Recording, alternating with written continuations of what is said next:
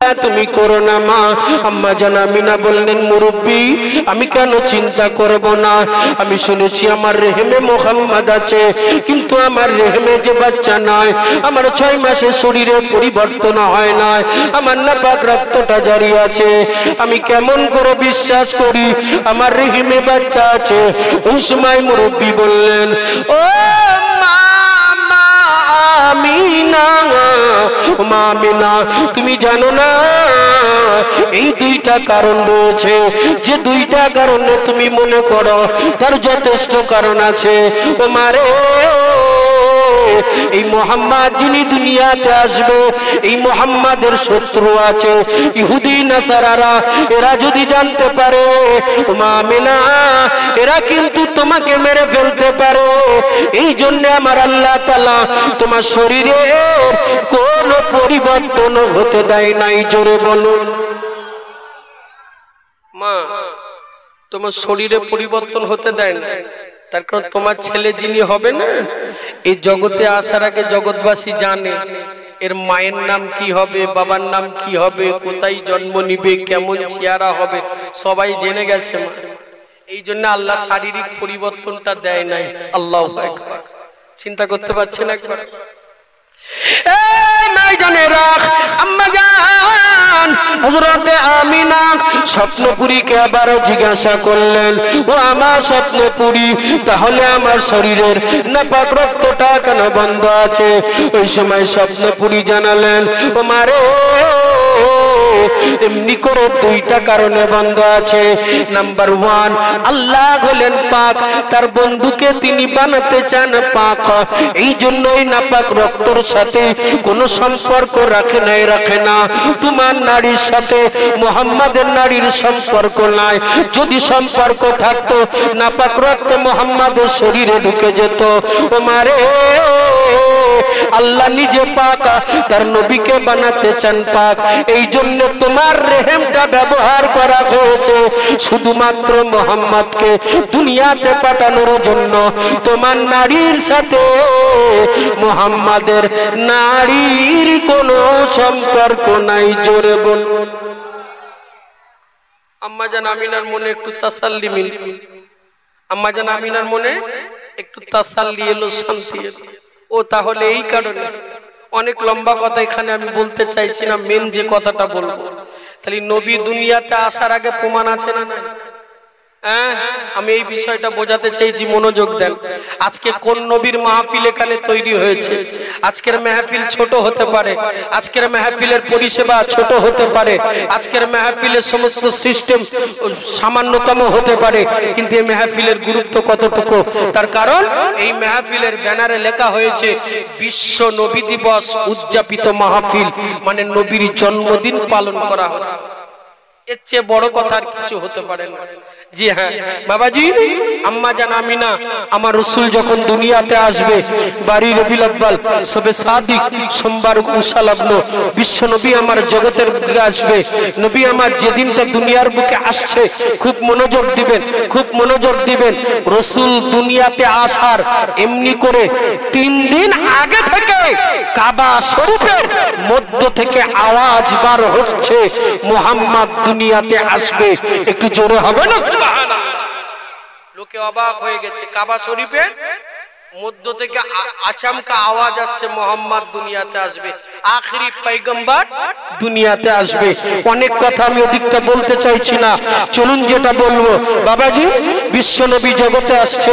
আম্মা জান আমিনা বলে, এমনি করে একদম উষা লাগলে আমার পেন হলো, যন্ত্রণা শুরু হয়েছে। আমি দেখতে পেলাম এমনি করে সুবহে সাদেকের সময় আমার মুহাম্মদ রেহেম থেকে দুনিয়ার বুকে এলেন। কি ছেলে কি মেয়ে আমি বুঝতে পারিনি, তবে এটা বুঝতে পারলাম একটা নূরের দলা রেহেম থেকে বেরিয়ে গোটা বিশ্বকে ওই মুহূর্তে যেন আলো করে দিয়েছে। একটু সুবহানাল্লাহ বলবেন। এই লাইট গুলো সব বন্ধ করে দিলে 1 ঘন্টা বন্ধ থাকবে। আচ্ছা, 30 সেকেন্ড কি 10 সেকেন্ডের মতো লাইটটা জ্বালিয়ে যদি বন্ধ করা হয়, তাহলে এমনটা মনে হবে না এক্ষুনি কারেন্ট এসেছে? আম্মা জান আমিনা বলছে কাবা ঘরের কসম করে বলছি, কাবা ঘরের মালিকের কসম করে বলছি, আমার মোহাম্মদ যখন জগতে এলো এমন একটা নূর বেরোলো যেই নূরটা গোটা বিশ্বকে এক মুহূর্তে আলো করেছে। একটু সুবহানাল্লাহ বলুন। কিছু কিছু মুহাক্কিকগণ বলেছেন এই লাইট যত দূরে দূরে পৌঁছেছে তত দূরে দূরে ইসলামের দাওয়াত পৌঁছাবে। একটু জোরে হবে না? সেই নবীর মাহফিল এটা। এ বাবু তোমরা দাঁড়িয়ে আছো কেন? সোনা ভাই টুপি না থাকে এসে বসো। এই চল যাচ্ছ কেন? এই এসো না ভাই, বসো, একটু বসো। হ্যাঁ এসো ভাই এসো। 10টা চলে গেল আর একটা রয়ে গেল, এই তো ব্যাপার। আল্লাহ সবাইকে পছন্দ করেন, ওদের 5 জনকে পছন্দ করেনি কিন্তু একে পছন্দ করেছে। ও চলে বিষয়টা এইরকম।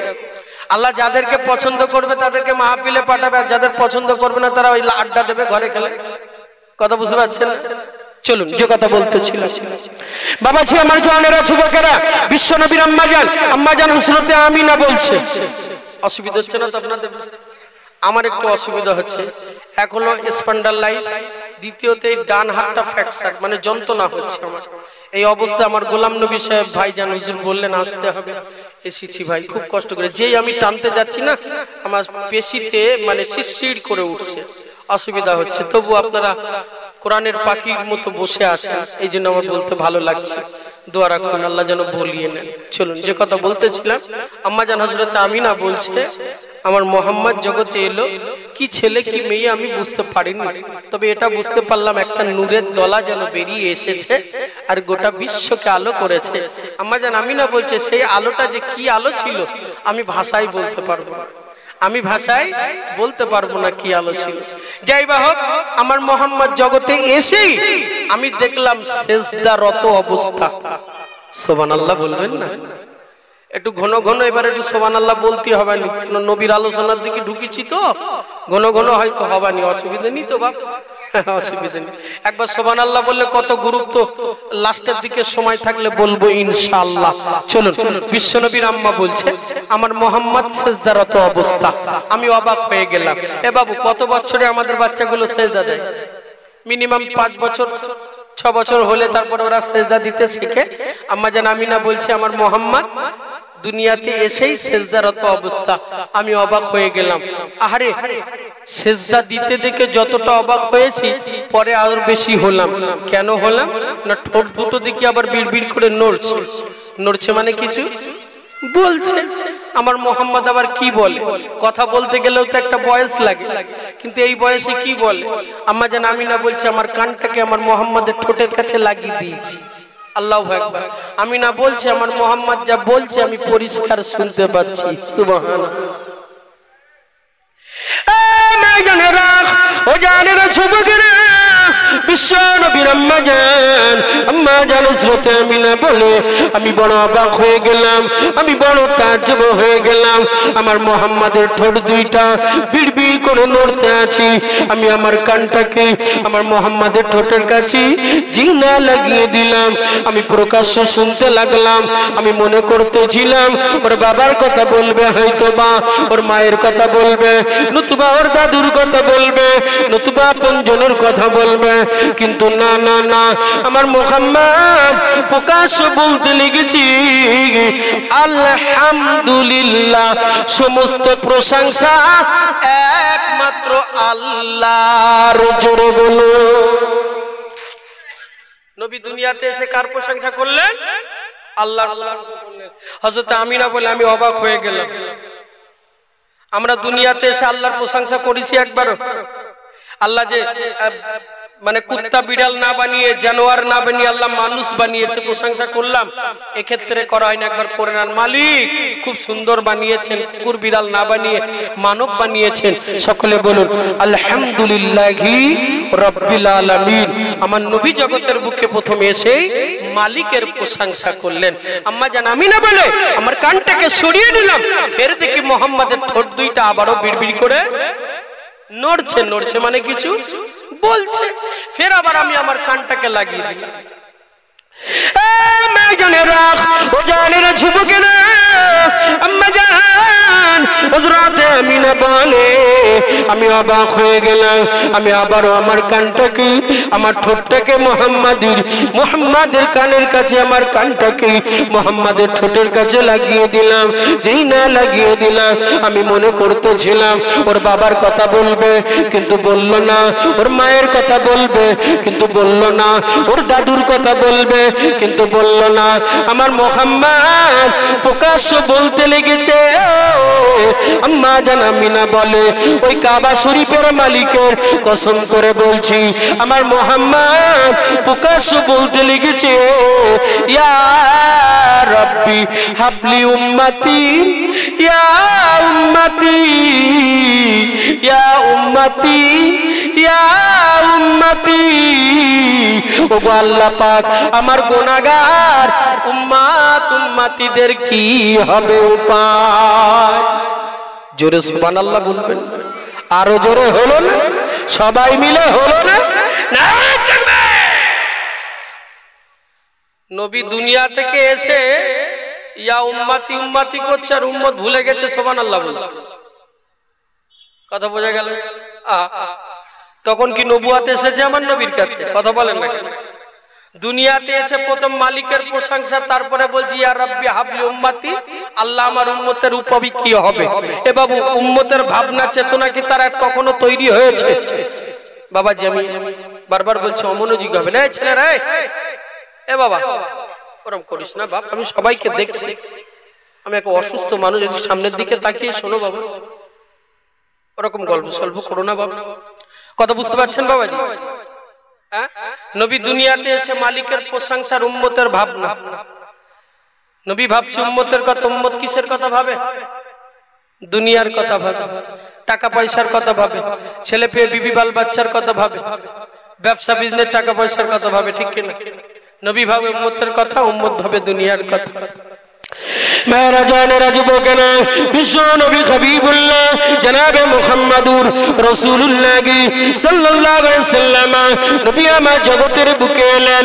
আম্মা জান আমিনা বড় অবাক হয়ে গেলেন। এবারে বিশ্ব নবী আমার লম্বা ঘটনা আম্মা জানের কাছে আসি, একবারে আসে সে আসে দেখি যায় আমার নবী সোনার টুকরা, নবীকে দেখতে থাকে। এইভাবে দেখতে দেখতে আব্দুল মুত্তালিবের কাছে খবর চলে গেল, আবু তালিবের কাছে খবর পৌঁছালো। ওরা সকলে আমার নবী পাকের সাহারা দিলেন। বিশ্ব নবী আমার চাঁদের চাইতে সুন্দর তার চেহারা দেখে সকলে অবাক হয়ে গেল।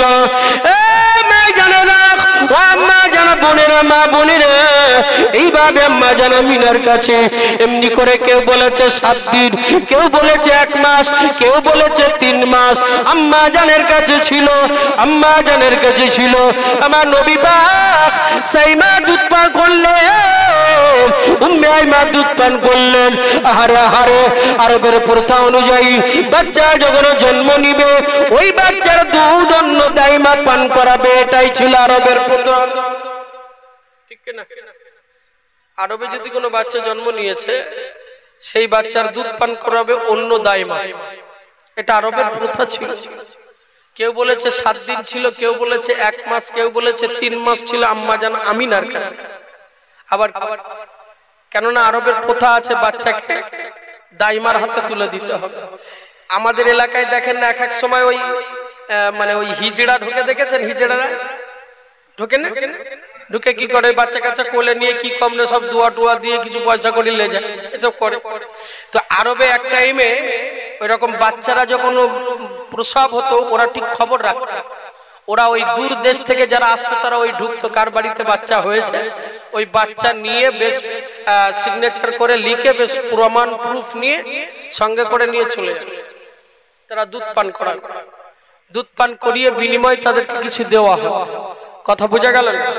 জি হ্যাঁ, এমনি করে আব্দুল মুত্তালিব রাস্তার ধারে, আপনাদের এটা লোকালিটি রাস্তা, মেন রাস্তা ওইটা, ঠিক আব্দুল মুত্তালিব ঘর থেকে বেরিয়ে কাবা চত্বরের মেন রাস্তাতে চুপ করে দাঁড়িয়ে আছে। কাবা চত্বরের মেন রাস্তাতে চুপ করে দাঁড়িয়ে আছে কেন? সব বিদেশি দাইমারা ঢুকছে, তাদের বাচ্চারা নেবে, বাচ্চাগুলোকে নিয়ে তারা চলে যাবে। এখন সব দাইমারা আসছে, আব্দুল মুত্তালিব বলছে আমার একটা বাচ্চা আছে তোমরা নিবে? তাহলে হ্যাঁ হ্যাঁ নেব না কেন, বাচ্চা নিতে আসছি যে। শুনছেন, মনোযোগ দিবেন। দাইমারা বলছে তো, বলছে আব্দুল মুত্তালিব বলছে শুনো, আমাদের বাচ্চা কিন্তু এতিম বাচ্চা। বলছি এতিম বাচ্চা? বলে না না না না, এতিম বাচ্চা লিবা যাবে। চলে গেছে। ফের আবার একদল, আমার একটা বাচ্চা আছে, নিবেন আপনারা? বলে হ্যাঁ হ্যাঁ, বাচ্চা নিতে আসছি তো। যে শুনো না, আমার বাচ্চা কিন্তু এতিম বাচ্চা। এতিম বাচ্চা? না না, এতিম না। এতিম শুনছে আর টান রাখছে, কারণ এতিম হলে টাকা পয়সা কম দেবে, অজুহাত দেখাবে, ইত্যাদি ইত্যাদি। আচ্ছা, এতিমটা একেবারে বলার কি খুব প্রয়োজন ছিল? আব্দুল মুত্তালিব যদি এতিম শব্দটা নাই বা বলে, কি প্রয়োজন আছে? না বলার তো কি দোষ আছে? এতিমটা ছেড়ে দিলে হয়। তার কারণ আব্দুল মুত্তালিব জীবনে মিথ্যা কথা বলে না। আল্লাহু আকবার। নবীর দাদা আব্দুল মুত্তালিব জীবনে মিথ্যা কথা বলে নাই। কেন বলে নাই? যে কাবার মুতাল্লি আল্লাহ ইব্রাহিমকে বানালো, সেই কাবার মুতাল্লি আল্লাহ ইসমাইলকে বানালো, সেই কাবার মুতাল্লি আল্লাহ আমার নবীর দাদু আব্দুল মুত্তালিবকে বানালো। এই জন্য আব্দুল মুত্তালিব জীবনে মিথ্যা বলে না। একটু সুবহানাল্লাহ হবে। আব্দুল মুত্তালিব বলছে নিবি না নিবি পরের কথা, আমার মোহাম্মদ যে এতিম সত্য, ধ্রুব সত্য। ঠিক কি না? এতিম শুনছে, এরা টান রাখছে। সন্ধ্যা হব হব ভাব, একজন মহিলা তার দুর্বল উটনি নিয়ে তার স্বামীকে সঙ্গে নিয়ে টেউ টেউ করতে করতে বলছে আমার একটা বাচ্চা আছে, নিবে? হ্যাঁ হ্যাঁ, আমাদের তাই দেরি হয়ে গেছে, আমাদের উটনিটা দুর্বল, বাচ্চা তো নিবে। বলে শুনো না, আমাদের বাচ্চা বলে এতিম বাচ্চা। এতিম বাচ্চা? না না না, এতিম নেওয়া যাবে। ওরাও টান রেখেছে। খানিক দূর গিয়ে মানে বিবি তার স্বামীকে বলছে, হাগো আমাদের উট তো দুর্বল, আর আমরা অনেকটা রাস্তা যাব, আমাদের সঙ্গী সাথীরা সব বাচ্চা নিয়ে চলে গেছে, এখন আমরা এদিক ওদিক না করে বাচ্চা এতিম হোক গা, অসুবিধে কি, নিলে কি হয়? বলছি এতিম বাচ্চা নেওয়া যাবে না, তবে দেখো যদি একটু দেখতে টেকতে ভালো হয় তাহলে নেওয়া যায়। সুবহানাল্লাহ বলেন। আলোচনা বুঝা যাচ্ছে? বলছে দেখতে টেকতে যদি ভালো হয় তাহলে নেওয়া যায়। আমার নবী দেখতে কেমন? A1, শুধু ভালো না, A1। নবীকে একবার মানে ওদের মাথার ভিতরে ঢুকিয়ে দিয়েছে আল্লাহ, দেখতে ভালো হলে নেওয়া যাবে, দেখো যদি বাচ্চাটা দেখতে ভালো হয়। তো হালিমা বলছে আব্দুল মুত্তালিব বাচ্চা যদি দেখতে ভালো হয় নিব, নতুবা না। তো আব্দুল মুত্তালিব মুচকে মুচকে হাসছে, একবার দেখ তারপর বুঝবি মজা। চলে গেছে হালিমা তু সাদিয়া, চলে গিয়ে আম্মা জান আমিনাকে বলছে, আমিনা তোমার বাচ্চাটাকে দাও দেখি একবার। ঠিক এই মুহূর্তটা মনে রাখো, আমাদিকে তাকান সবাই। আম্মা জান হালিমা হাত দুটো পাতলেন।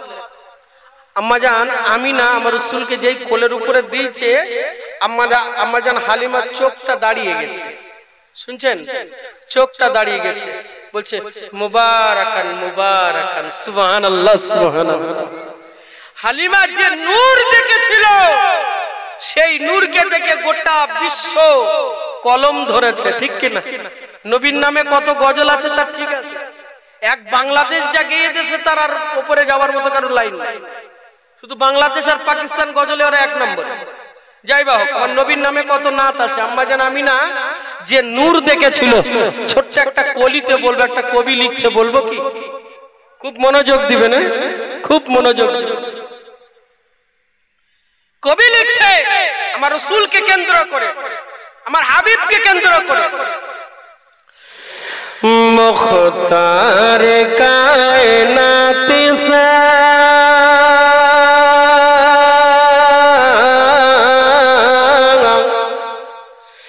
मुख्तार कायनात सा दाता कोई नहीं,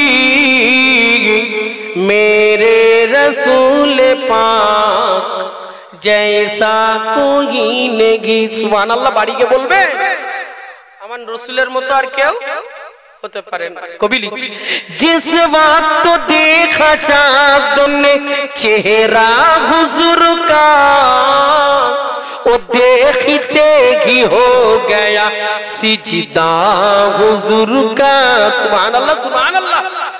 যে সময় চাঁদ আমার রাসূলকে দেখেছে, দেখার সঙ্গে সঙ্গে চাঁদ সিজদা পড়ে গেছে। একটু সুবহানাল্লাহ বলুন। চাঁদ বলছে সবাই বলতো আমি সুন্দর, আমার চেয়ে সুন্দর আর কেউ নাই, কিন্তু না না, আমার চেয়ে সুন্দর পৃথিবীর শ্রেষ্ঠ মুহাম্মদুর রাসূলুল্লাহ, তার চেহারাটা দেখে চাঁদও সিজদা পড়ে গেছে। কবি লিখছে, কবি কি লিখছে? जिस वक्त देखा चाँद ने, जिस वक्त देखा चाँद ने चेहरा हुजूर का, वो देखते ही हो गया सिजदा हुजूर का, कहने लगा, कहने लगा हुजूर से अच्छा कोई नहीं, मेरे रसूल पाक जैसा कोई नहीं। जोरे बोलो। আমার জন যুবক ভাইরা হিন্দি বোঝেন তো নাকি? যুবক ভাইরা হিন্দি বোঝে না, বুঝতে পারছে? আমার রসুলের মতো আর কেউ হতে পারে না। बिन मांगो मेरे आका ने, बिन मांगो मेरे आका ने झोली को भर दिया, वो मांगने आए मांगने को सुल्तान कर दिया। सुभान अल्लाह। बिन मांगो मेरे आका ने झोली को भर दिया, वो मांगने आए मांगने को सुल्तान कर दिया। खाली दरे, खाली दरे हुजूर से लौटा कोई नहीं, मेरे रसूल पाक जैसा कोई नहीं। सुभान अल्लाह। কথা বুঝা গেল? আম্মা জান হযরতে হালিমা বলছে, আমি যখন মুহাম্মাদের চেহারাটা দেখলাম, আমি একবার মুহাম্মাদের চেহারার দিকে তাকাচ্ছি আর একবার আসমানের চাঁদের দিকে তাকাচ্ছি। আমার মনে হলো আসমানের চাঁদের চাইতে অধিক উজ্জ্বল চাঁদ। আম্মা জান হালিমা লাজবাব হয়ে গেলেন, কলিজার ভিতরে জড়িয়ে নিয়ে রাসূলের কপালে একটা চুম্মা লাগালেন। আম্মা জান হালিমা বলছে, বড় আশ্চর্যজনক কথা, এই রাস্তা দুর্গম রাস্তা পাড়ি দিয়েছি আমি, আমার উটনিটা হাত দৌড়াতে কাঁধে নিতে পারে নাই, আমরা হেঁটে হেঁটে এসেছি, শরীরের পেশিগুলো সব যন্ত্রণা করছিল। যেই মুহাম্মদকে কোলে নিলাম আর তার ঠোঁট দিয়ে চুম্মা লাগালাম, সাথে সাথে শরীরের যন্ত্রণাগুলো সব নিরাময় হলো। একটু সুবহানাল্লাহ হবে। আম্মা জান হালিমা সাদিয়া দেরি না করে চৌটে দৌড়ে চলে গিয়ে তার স্বামীর কাছে নিয়ে বলছে, স্বামী একবার বাচ্চাটা দেখুন। হালিমার স্বামী আমার রাসূলকে যেই না নিলেন, নিবার সঙ্গে সঙ্গে বলছে, হালিমা বরকতান বরকতান, এই বাচ্চার মতো বরকতময় হতে পারে না গোটা দুনিয়াতে, এই মনে হয় সর্বপ্রথম আর এই মনে হয় শেষ। একটু সুবহানাল্লাহ বলুন। আম্মা জান হালিমা সাদিয়া দেরি করলেন না, অনেক লম্বা কথা এখানে আমি বলতে চাইছি না, যেহেতু আমাকে আরো অনেকগুলো কথা বলতে হবে। জি হ্যাঁ, তার স্বামীর সাথে পরামর্শ করে, আব্দুল মুত্তালিবের সাথে আলোচনা করে, আম্মা জান আমিনার সাথে আলোচনা করে, মাশওয়ারা করে নিয়ে এবারে আমার রাসূলকে নিয়ে দুর্গম রাস্তা পাড়ি দেবে। উটের কাছে গিয়ে দেখে উট চুপ করে বসে আছে, উট চুপ করে বসে আছে। আপনাদের জানা কথা বলছি, একটুখানি শান দিয়ে নেন ভাই, আলোচনা শুধু শোনার নয়, একটু বোঝা। উটের কাছে গেছে, মারছে হালিমার স্বামী আগে গিয়ে, ওঠেন আমার রাসূলকে গিয়ে যে হালিমার সঙ্গে সঙ্গে নিয়ে গেছে না, উট আমার রাসূলকে দেখে দাঁড়িয়ে উঠে আমার রাসূলকে সালাম জানিয়েছে। সুবহানাল্লাহ। হালিমা বুঝতে পেরেছে বাচ্চা জানো তেনো বাচ্চা নয়, অনেক কথা। উট খাড়া হয়ে গেল, যেন দুর্বল উট সোজা হয়ে গেছে। হালিমা সামনে বসলো, পিছনে হালিমা আমার রাসূলকে কাপড়ের মধ্যে করে ঢেকে নিয়েছে, নিয়ে রাস্তা চলবে। উটকে মারছে, উট যায় না। লাগাম কার হাতে? হালিমার স্বামীর হাতে। ইশারা করে যায় না। হ্যাঁ, চালক যদি ইশারা করে তো উট ছুটবে, ঘোড়া ছুটবে নাকি? যায় না। হালিমা বুঝতে পেরেছে, খুব বুদ্ধিমতী ছিল। স্বামীকে বললো, তুমি পিছনে আসো না, আমি সামনে যাই। যেই সামনে গেছে, উট চলছে। ইতিহাস বলছে, তোমরা জানো না, ইনি হলো সাইয়্যিদুল মুরসালিন, ইনি সামনে থাকবে, তোমরা পিছনে থাকবে। একটু সুবহানাল্লাহ। কত কথা বলবো বলো, চলো এগিয়ে যে আমি যেটা মেনলি বলতে চেয়েছি। হালিমা সাদিয়া আমার রাসূলকে নিয়ে পাড়ি দিলেন, অনেক রাস্তা চলে গেল। मैं जानेरा, ओ जानेरा छुप के रहा, ओ আমার মুরব্বিয়ানেরা, ও মা বোনেরা গভীর ভাবে মনোযোগ। অনেকটা রাস্তা বেরিয়ে যাবার পরে হযরতে হালিমাতুস সাদিয়া তার স্বামীকে বললেন, স্বামী গো, আমরা যে রাস্তা দিয়ে এসেছি ওই রাস্তা দিয়ে যাব না, ওই রাস্তা দিয়ে যাব না, আমরা অন্য রাস্তা দিয়ে যাব। কেন? আরে আমাদের মেন রোড এইটা, এইটা দিয়ে যাব না, কোনটা দিয়ে যাব? কি হয়েছে বাবু, কি হয়েছে? আচ্ছা আচ্ছা, এই পাকাটা একটু ঘুরিয়ে দাও তো ভাই। কে আছে কমিটির? কমিটির কে আছো গো ভাই, একবার এদিকে আসো। আম্মাজান হালিমা বলছে, এদিকে তাকান, আমার দিকে তাকান ভাই, আমার দিকে তাকান। গরম হচ্ছে, প্রত্যেকেরই হচ্ছে, কি করবে, মাদ্রাসার জলসা পরিষেবা সেইভাবে হয়তোবা দিতে পারেন। মুরব্বি পাকাটা একটু এদিকে ঘুরিয়ে দেন তো, মাহফিলের দিকে, বাবুদের দিকে, এই পাকাটা ঘুরিয়ে দেন। কথা বুঝতে পারছেন না?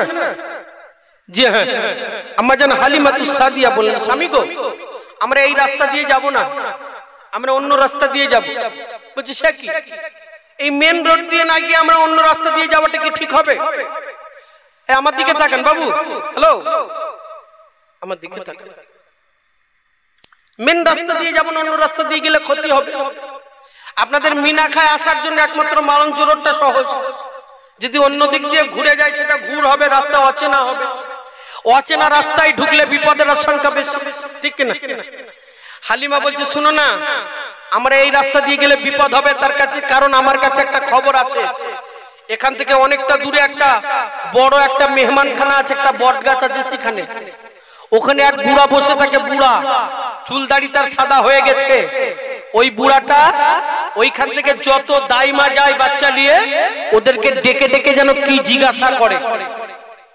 আমার মনে হয় যাদের বাচ্চাগুলো দেখতে ভালো হয় তাদের বাচ্চাগুলো নিয়ে নেয়, আর আমাদের বাচ্চা তো A1। শুনছেন আপনারা? আমাদের বাচ্চা A1, এ দেখতে পেলে ওই বুড়াটা নিয়ে নেবে। অতএব আমরা এই রাস্তা দিয়ে যাব না, আমরা অন্য রাস্তা দিয়ে যাব। হালিমা কথাটা যুক্তিসঙ্গত কথা বলেছে, যেহেতু ওর কাছে খবর আছে। বুড়া হালিমার স্বামী বলছে, হালিমা শুনো, ওটা হলো আমাদের অপরিচিত রাস্তা, গেলে ক্ষতি হতে পারে। এটা পরিচিত রাস্তা, যদি তোমার ওই জায়গাটায় সন্দেহ হয়, উটের লাগাম তো তোমার হাতে, তুমি যেভাবে ইশারা করবে সেইভাবে ছুটবে। বরং ওই জায়গাটা এলে তুমি দ্রুত যাবার জন্য ইশারা করবে, দ্রুত ছুটে পালিয়ে গেলে তো অসুবিধা নাই। বলছে হ্যাঁ, এটাও যুক্তির কথা। বলছে তাই হোক, তাহলে এই রাস্তা দিয়ে চলো। বোঝা গেল কথাটা? খুব মনোযোগ দিবেন। मेरा जाने रजुबो के नाम अम्मा जाना खालिमा खालिमा, अम्मा जाना खालिमा खालिमा আমার রাসূলকে সঙ্গে নিয়ে এবারে কাপড়ের ভিতরে লুকিয়ে নিয়ে উটটাকে ছুটিয়ে দিলেন। ছুটে ছুটে ছুটে ছুটে ছুটে ছুটে অনেকটা রাস্তা যেই না চলে গেল। বহু রাস্তা যেতে আছে, যেতে যেতে যেতে অনেক রাস্তা চলে গেল। আম্মা জান খালিমা বললেন, স্বামী গো, ওই সামনে যে বৃহদাকার বটগাছটা দেখছেন, ওইটা হলো সেই মুসাফিরখানা, ওইখানটায় সেই বুড়াটা বসে আছে গো স্বামী। হালিমার স্বামী বললেন, হালিমারি, উটের লাগামটা এমন ভাবে ইশারা করো যাতে উটনিটা দ্রুত ছুটতে থাকে। ও জানেরা যুবকেরা, ও আমার মুরব্বিয়ানেরা, ও মা বোনেরা, গভীর ভাবে মনোযোগ। আম্মা জানা খালিমা খালিমা নিজের উটনিটাকে দ্রুত ছুটিয়ে দিলেন। ছুটে ছুটে ছুটে ছুটে উটনিটা দ্রুত ছুটতে আছে। ছুটে ছুটে ছুটে ছুটে গিয়ে আরো ইশারা করে, আরো দ্রুত ছুটতে থাকে। ছুটে ছুটে গিয়ে ওই মুসাফির খানার সামনে গিয়ে দাঁড়িয়ে পড়েছে। জোরে বলুন সুবহানাল্লাহ। মুসাফির খানার সামনে গিয়ে দাঁড়িয়ে পড়েছে। বিপদ বেড়েছে না কমেছে? তো বিপদ বেড়ে গেলে সুবহানাল্লাহ হবে? বিপদ বাড়লো তো। যেখানে কিসের ভয় কি হয়, যেখানে বাঘের ভয় সেখানে রাত রাত ভয়। উটটা গিয়ে দাঁড়িয়ে পড়েছে। আশঙ্কা দাঁড়াতে বলেছিল কি? ওর কাজ হলো দ্রুত ছুটবে, দাঁড়ালো কেন? উটটা দাঁড়িয়ে পড়েছে। আর আম্মা জান হালিমা কিতাব লিখছে, থরথর করে কাঁপছে। আমার দিকে তাকান, থরথর করে কাঁপছে। আমার রাসূলকে লুকাচ্ছে, আমার রাসূলকে লুকাচ্ছে। ভিতর থেকে কাবার মালিকের কাছে বলছে, মালিক, এই বাচ্চাটাকে নিশ্চয়ই এই লোকটা নিয়ে নেবে। ও কাবার মালিক, একমাত্র আপনি বাঁচাতে পারেন, বুড়া তো অনেক বছর বয়স হয়ে গেছে, 200 ঊর্ধ্বে বয়স। একটা বড় লাঠি নিয়ে টুকটুক করে হালিমার উটের দিকে আসছে। হালিমা আরো কাঁপছে। উটের দিকে এসে জিজ্ঞাসা করছে, মনোযোগ দিচ্ছেন? জিজ্ঞাসা করছে আপনি কি হালিমা? বিপদ বাড়লো না কমলো? কথা বলেন।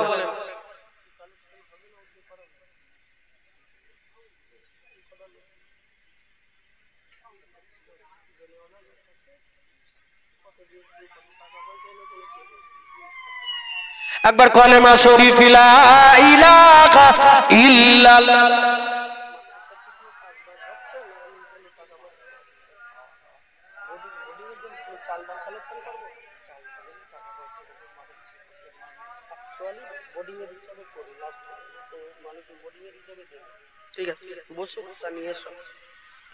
কথা বুঝতে পারছেন? বিপদ বাড়লো না কমলো?